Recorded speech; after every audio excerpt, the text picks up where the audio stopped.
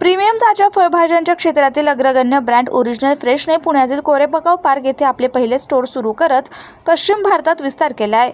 या आउटलेटचे उद्घाटन मनसेचे सरचिटणीस रणजित श्रीकांत शिरोळे यांच्या हस्ते झाले. या नव्या वॉक इन स्टोअरमध्ये फळे, भाज्या, हायड्रोपोनिक आणि आंतरराष्ट्रीय विदेशी उत्पादनांसह दैनंदिन गरजेच्या वस्तूंचे 250हून अधिक प्रकार उपलब्ध आहेत.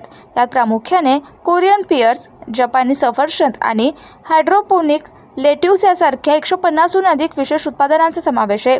कंपनी ओमनी चॅनल मॉडेलवर कार्यरत असून उत्पादनाचा ताजेपणा टिकवण्यासाठी AI आधारित साठा नियोजन आणि कोल्ड चेन तंत्रज्ञानाचा वापर करते.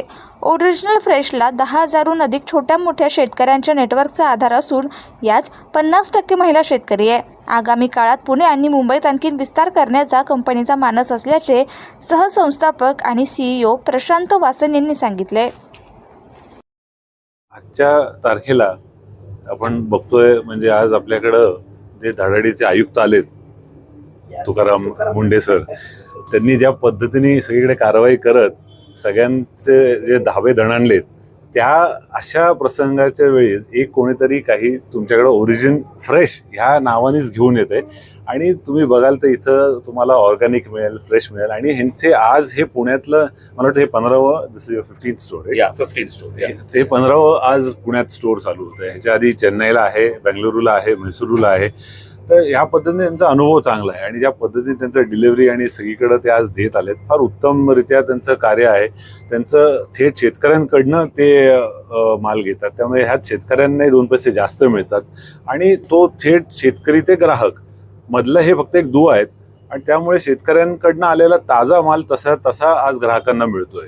तर ही पुण्यासाठी खूप आनंदाची बातमी आहे की माझे त्यांना खूप शुभेच्छा आहेत आणि हे आज पहिलं इथं त्यांचं स्टोअर सुरू होत आहे. माझी अशी इच्छा आहे की पुणे आज प्रचंड वाढलंय. तुम्हाला मंडळीला माहिती आहे, म्हणजे आज आपण कोरेगाव पार्क ह्या भागात आहोत, पण तुम्ही पुणे म्हणजे 4 नाही 10 दिशेने वाढलंय. त्यामुळे पुण्यात सर्वत्र ह्यांचे स्टोअर जास्तीत जास्त व्हावेत आणि सर्व नागरिकांना अशा उत्तम दर्जाच्या छान सगळे फळं, भाज्या सगळं उपलब्ध व्हावं. माझ्या खूप शुभेच्छा आहेत परत ह्या टीमला आणि यांची चांगली प्रगती व्हावी हीच माझी श्रीचरणी इच्छा आहे. So India is the largest producer in vegetables and fruits around the world, right? But only thing is that we want to do things more ethically.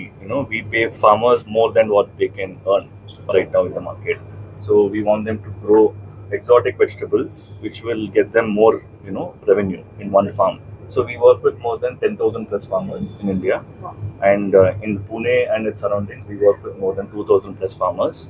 And these are micro farmers who own less than 1 to 1.5 acre of land. So we started working with them like 1 year before. Okay. And right now this is our first store in Pune. And always we like the freshness of vegetables and fruits in Pune. And we used to buy from the Pune and the Pune regions to Bangalore. So now it is the first step in launching in Maharashtra. It is the first store in Maharashtra.